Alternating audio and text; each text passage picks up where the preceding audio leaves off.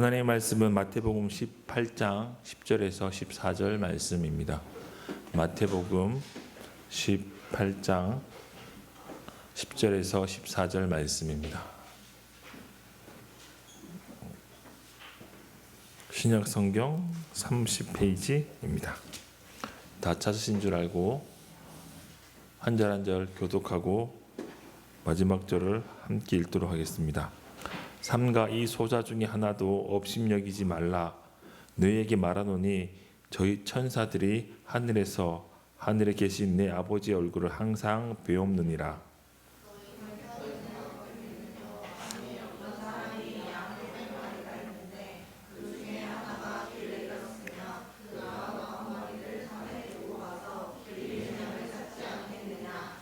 진실로 너희에게 이르노니 만일 찾으면 길을 잃지 아니한 99마리보다 이것을 더 기뻐하리라.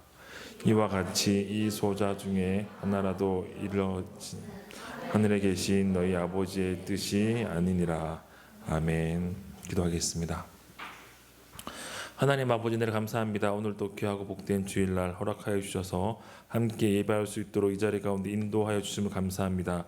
하나님의 말씀을 사모하게 해 주옵시고 그 말씀대로 살아가기 위해 온전히 전심으로 주님 바라볼 수 있는 우리 사랑하는 청년들 될 수 있도록 주님 도와 주옵소서. 감사드리며 예수님 이름으로 기도합니다. 아멘.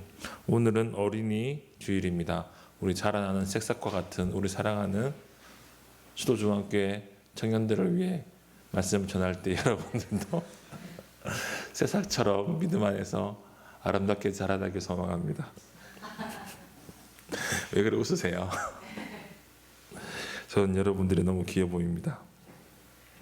구원을 받기 위해, 그리고 구원을 받은 자로 합당하게 살아가기 위해 우리에게 정말 어떤 것이 필요할까요? 오늘 말씀을 통해서 구원받기 위해, 그리고 구원받은 자로서 합당한 삶을 살아갈 수 있는 은혜가 있길 주님의 이름으로 축원드립니다. 오늘 본문을 보면 11절에 없음이라고 등장합니다.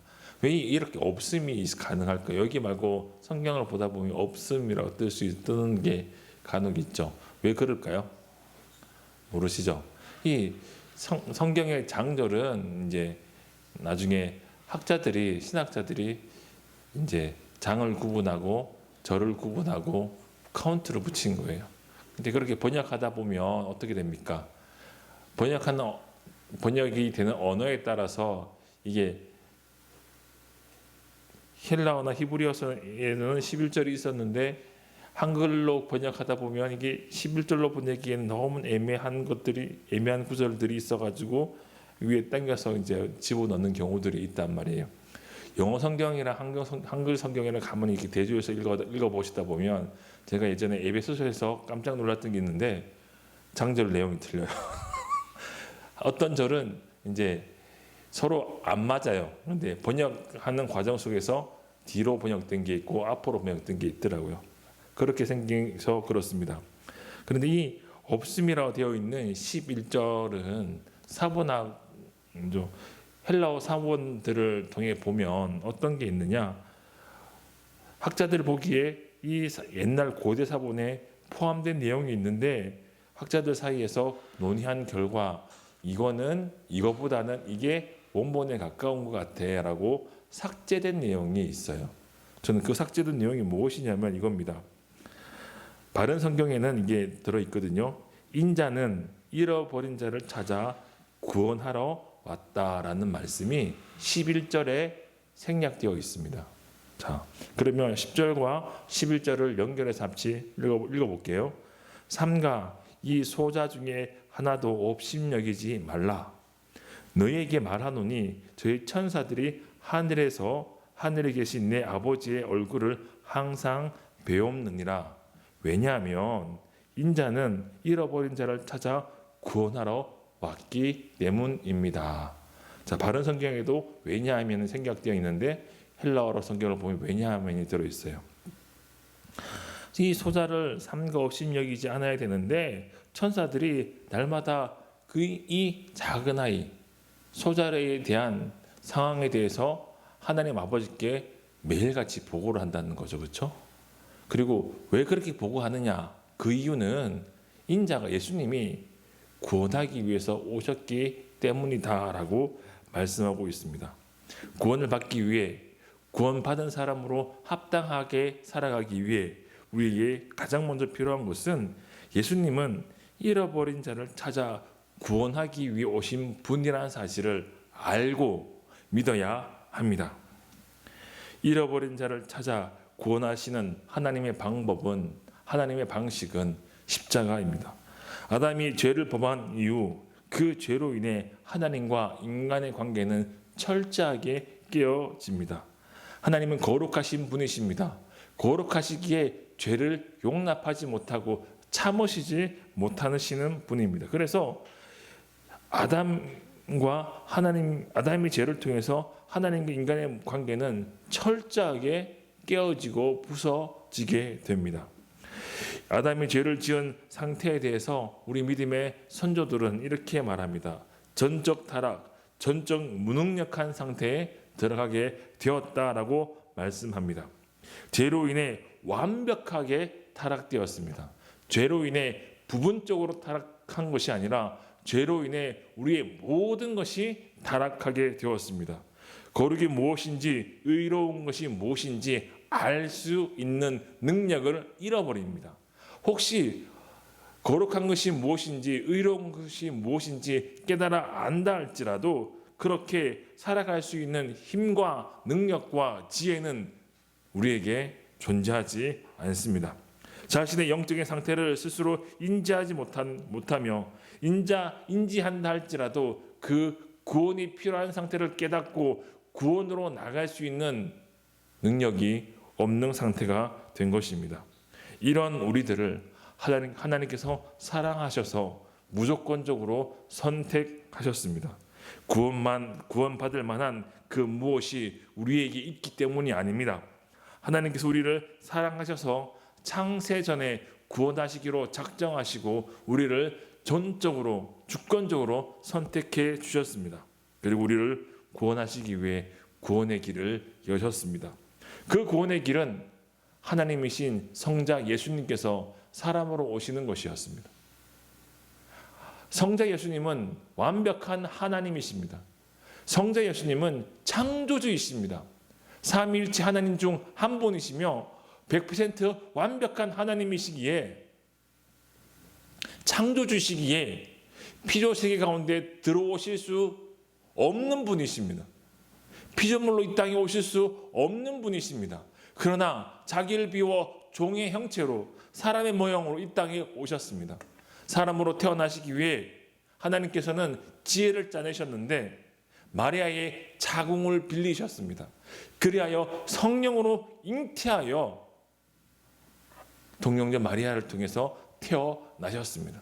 그리고 이 땅에서 30년의 인생을 사시고 3년의 공생애를 사시고 그 공생애 끝에 십자가에 몸지켜 피 흘려 죽으시는 것을 통해 우리에게 생명의 길을, 구원의 길을 보여주셨습니다. 예수님은 세상 죄를 짊어지는 하나님의 어린 양이십니다. 그래서 세상 죄를 다 짊어지시고 십자가에서 몸지켜 피 흘려 죽으시는 것을 통해 우리에게 생명의 길을, 하나님 아버지께로 갈 수 있는 구원의 길을 우리에게 보여주셨습니다. 예수님이 나의 죄를 짊어지고 십자가에 못 박혀 죽었다는 사실을 믿고 예수님을 나의 믿음의 구주로 고백하는 것은 이성적인 사고로, 상식적인 행동으로, 합리적인 논리와 개념으로 설명할 수 있는 것이 아닙니다. 그렇지 않습니까? 예수님께서 2000년 전에 나와 피부색이 틀린 유대인, 나와 사용하는 언어가 틀린 아람어를 모국어로 사용하는 유대인이 나의 죄를 짊어지고 십자가에 못 박혀 죽었다는 사실을 믿는 것은 바보스러운 일이며 멍청한 것으로 보일 수밖에 없습니다. 그런데 내 힘으로, 내 능력으로 이해할 수 없는 그 일이 우리의 심령 가운데 일어나게 됩니다. 하나님께서 불가항력적인 은혜로 그 일이 나를 위해, 나를 구원하시기 위해 일어난 일이라는 사실을 깨달아 알게 하시고 내 마음 가운데 예수 그리스도를 나의 믿음의 구주로 고백할 수밖에 없도록 우리의 심령 가운데 말씀하여 주셔서 예수를 나의 믿음의 구주로 믿을 수 있도록 우리를 인도해 주셨습니다. 믿지 않기 위해 저항한다 할지라도 저항할 수 없는 강력한 하나님의 은혜가 우리의 마음을 사로잡았기 때문에 이를 통해서 우리가 예수를 믿게 되는 것입니다. 예수님께서는 이렇게 잃어버린 자를 찾기 위해 이 땅에 오셨습니다. 잃어버린 나를 찾기 위해 십자가에 몸지켜 피 흘려 죽으셨습니다. 하나님께서, 예수님께서 잃어버린 자를 오시는 분이라는 사실을 알려주는 이야기는 성경에 너무나 많이 기록되어 있습니다. 아담이 선악과를 따먹었을 때, 그리고 죄가 그를 사로잡았을 때 아담이 하나님을 찾지 않았습니다. 하나님께서 에덴 동산으로 내려오셔서 아담을 찾으셨습니다. 가인이 그의 동생 아벨을 죽였을 때 가인이 하나님을 찾지 않았습니다. 하나님께서 가인에게 찾아오셨습니다. 누가복음은 예수님의 행적을 갈릴리에서 예루살렘으로 떠나는 긴 한 번의 여행으로 설명하고 있습니다. 갈릴리에서 예루살렘으로 올 때 여리고라는 도시를 예수님께서는 지나가십니다. 그런데 갈릴리에서 예루살렘으로 올 때 여리고를 들릴 이유가 전혀 없습니다. 왜냐하면 돌아가야 하는 것이거든요. 그런데 예수님께서는 일부러 여리고로 들어가셨습니다. 누가복음 19장에 삭개오를 만나시는 예수님에 대한 이야기를 설명할 때 삭개오가 누구인지를 설명합니다. 그는 세리며 세리장이었습니다. 유대인들이 모두 경멸히 여기는 우리나라로 말한다면 친일파 앞잡이였던 그런 삭개오를 소개하고 있습니다. 삭개오는 예수님이 오신다는 소문을 듣고 예수님이 어떠한 분이신지 알고자 하여 예수님께서 오시는 그 길로 나왔지만 예수님을 볼 수 없었습니다. 왜냐하면 그는 키가 작았고 너무나 많은 사람들이 예수님을 보기 위해 나왔기 때문이었습니다. 예수님께서 가까이 오신다는 사실을 알고 그는 주변을 둘러봅니다. 주변을 둘러보니까 돌무화과 나무가 있는 거예요. 개역 성경에는 뽕나무로 기록하고 있습니다. 돌무화과 나무 위에 올라가 예수님을 주목하여 예수님을 보려고 올라가서 예수님을 보고 있는데 예수님께서는 가까이 오셔서 그 돌무화과 나무 위에 있는 삭개오를 바라보시고 오늘 이렇게 말씀하십니다. 삭개오야, 내려오라. 오늘 내가 너의 집에 유하여야겠다. 그리고 삭개오는 속히 그 돌무화과 나무에서 내려옵니다. 그리고 예수님을 자기의 집으로 모십니다. 수많은 사람들이 그 모습을 보고 예수님을 따라 삭개오의 집에 들어옵니다. 그리고 몇몇 사람들이 뒤에서 수군거립니다. 예수님이 세리의 친구이구나.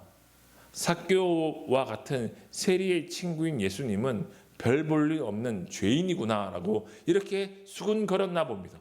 이렇게 수군거리는 소리가 삭개오의 귀에 들려왔습니다. 그러자 삭개오는 견디지 못하는 마음이 그를 사로잡았습니다.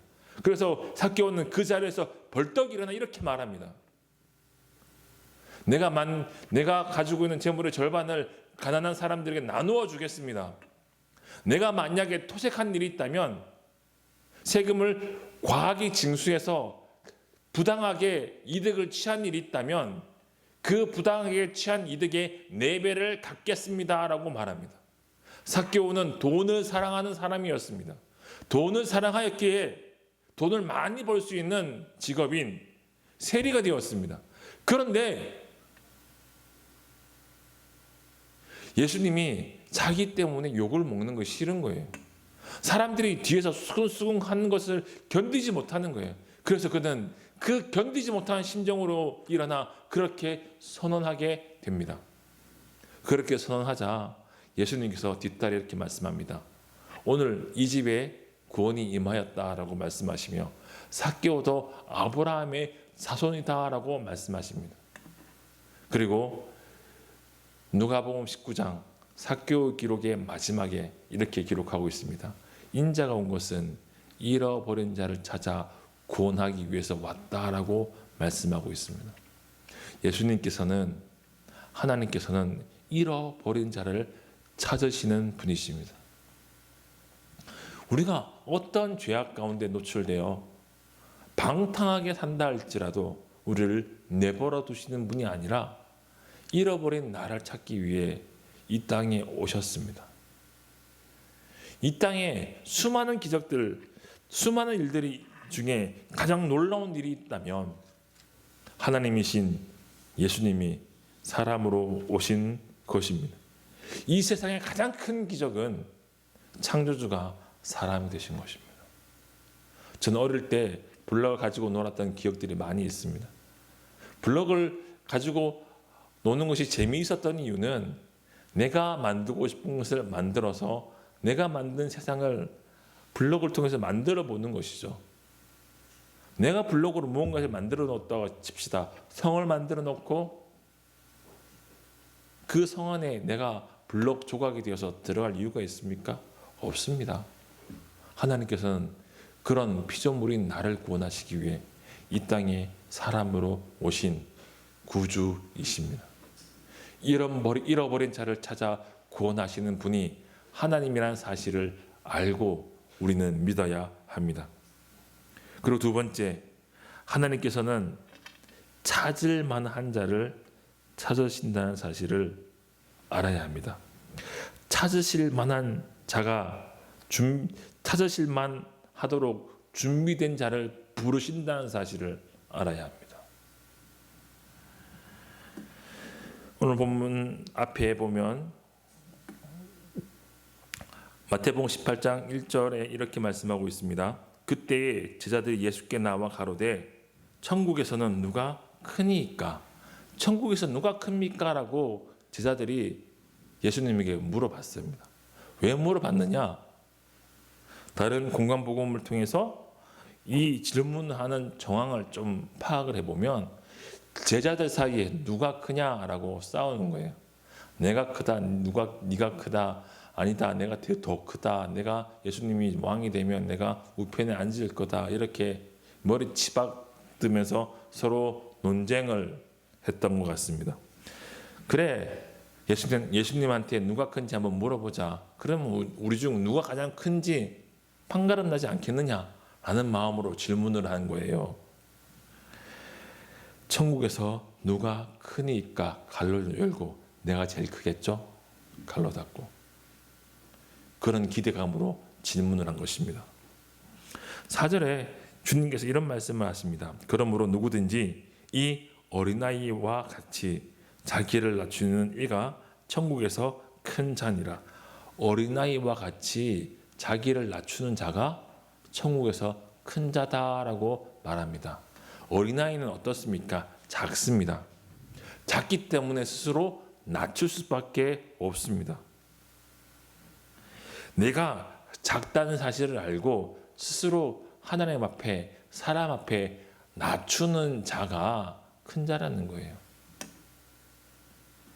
삭개오가 주님을 만나기 위해서 돌무화과 나무 위에 올라갈 수밖에 없을 만큼 그의 심령 가운데 가난한 마음이 있었습니다.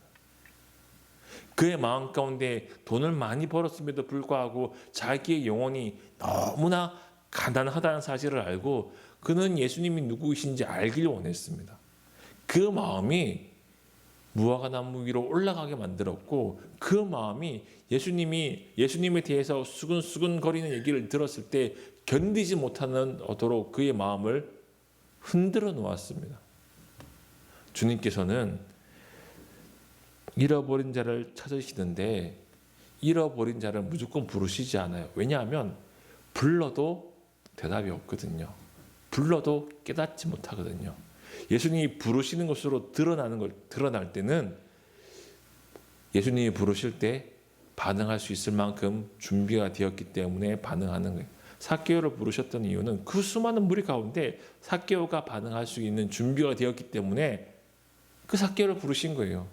수많은 무리가 예수님을 따랐음에도 불구하고 그 무리 가운데는 삭개오 같이 예수님께서 부르실 만한 사람이 없었던 것입니다. 그래서 그 삭개오가 있는 여리고로 향하셨던 거예요. 자기가 작다는 사실을 알아야 합니다. 그래서 자기가 작기 때문에 자기를 낮출 수 있는 자가 되어야 하는 것입니다. 두 번째는 내 연약한 그대로 하나님 앞에 설 수 있는 자를 찾으시는 것입니다. 5절 말씀이 이렇게 말씀하고 있습니다. 또 누구든지 내 이름으로 이런 어린아이 하나를 영접하면 곧 나를 영접함이니. 자 보세요. 어린아이와 예수님을 뭐하고 있습니까? 동일시하고 있습니다. 자 그렇다면 이 어린아이가 예수님입니까? 아니죠. 근데 왜 동일시할까요?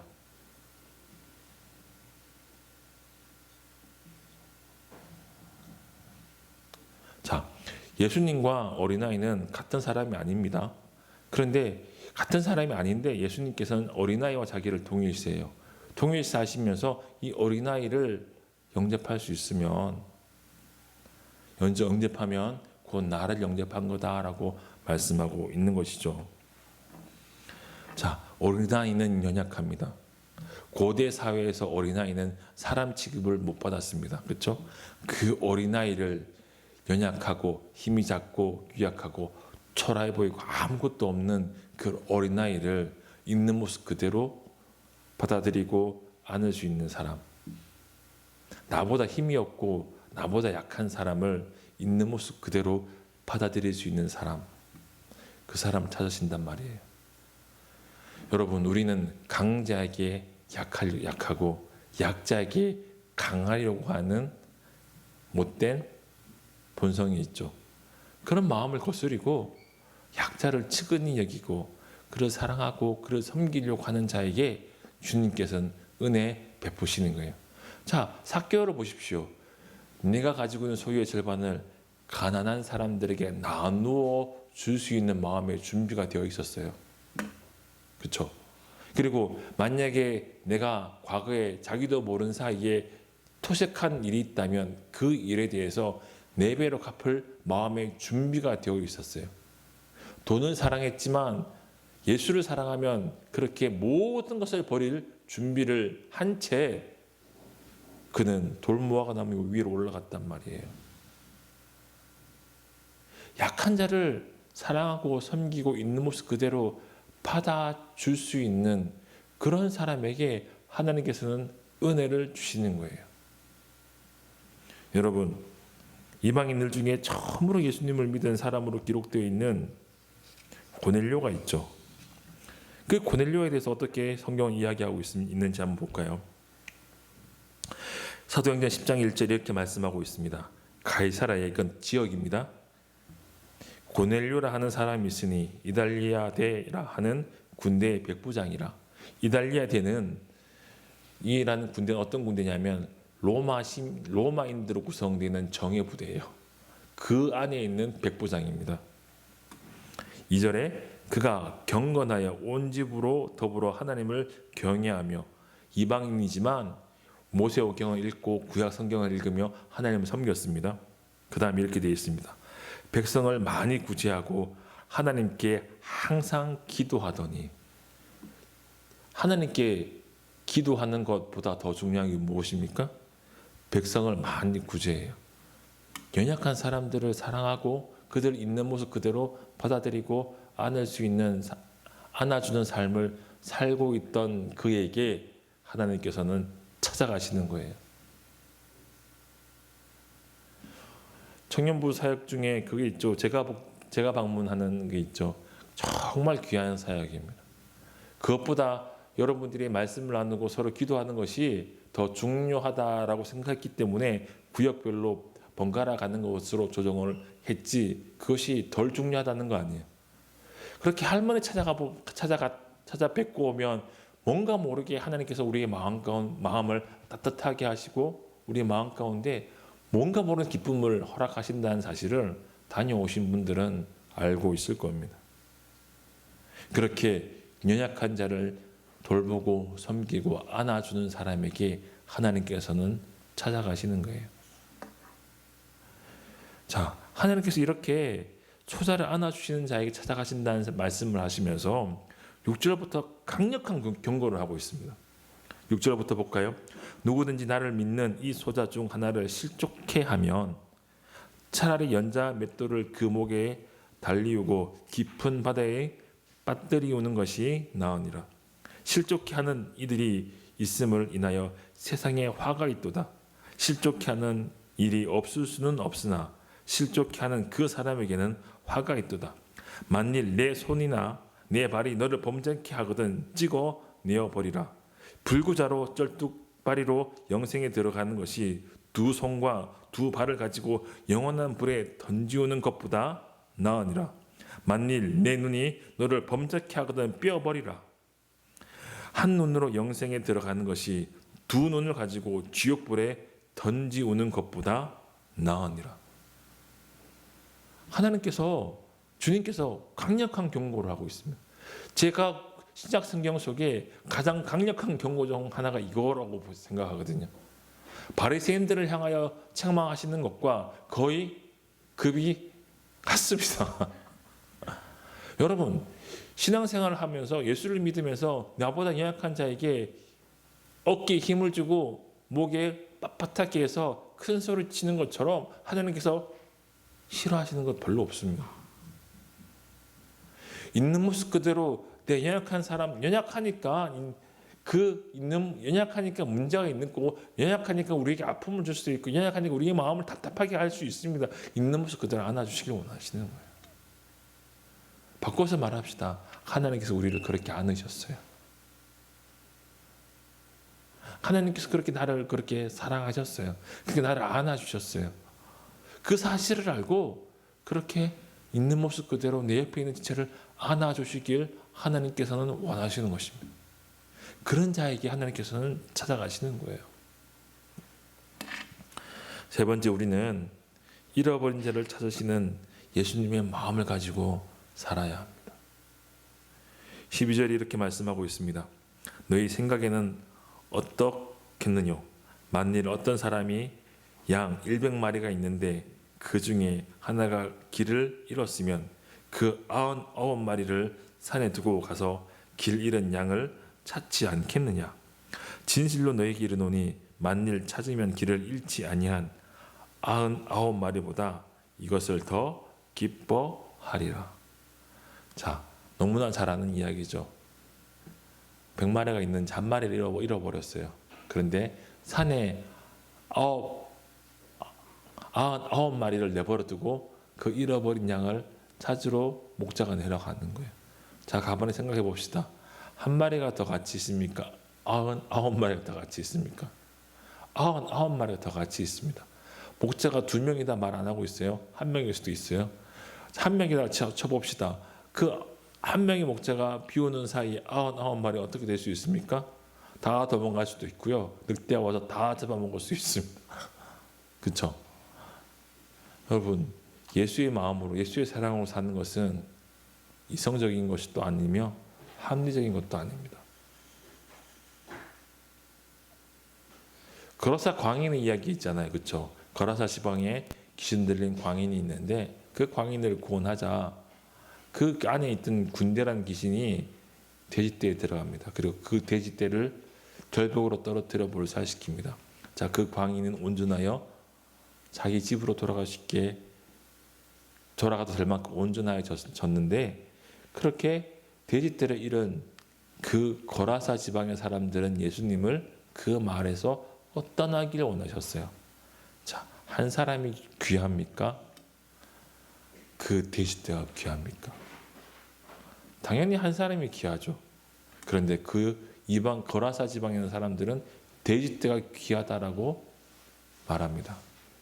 99마리의 양을 잃어버린다 할지언정 그 잃어버린 한 마리 양을 찾아 오시는 그 예수님의 사랑을 아는 자, 그 잃어버린 한 마리가 돌아왔을 때 그 잃어버린 양을 찾아 떠난 그 목자의 심정으로 기쁘게 살아갈 수 있다라고 성경은 말하고 있습니다. 달란트 비유에서 5달란트 받은 종과 2달란트 받은 종은 동일한 칭찬을 받습니다. 착하고 충성된 종아, 내가 작은 일에 충성하였음에 내가 많은 것으로 내게 맡기리니 내 주인의 즐거움에 참여할지어다. 주인의 즐거움에 참여한다는 거예요. 주인의 즐거움을 소유하게 된다는 것입니다. 이 땅을 살아가는 우리가 땅의 법칙대로, 땅의 방식대로 살아간다면 우리는 땅의 기쁨으로 살아갈 것입니다. 그 땅의 기쁨은 우리의 호흡이 멈추는 그날 우리와 함께 이 땅에서 영원히 소멸할 것입니다. 그런데 하늘의 기쁨을 누리기 위해 예수 그리스도의 기쁨에 동참하기 위해 예수 그리스도의 마음을 가지고 사는 자에게는 하늘의 기쁨으로 영원히 살도록 우리를 불러주십니다.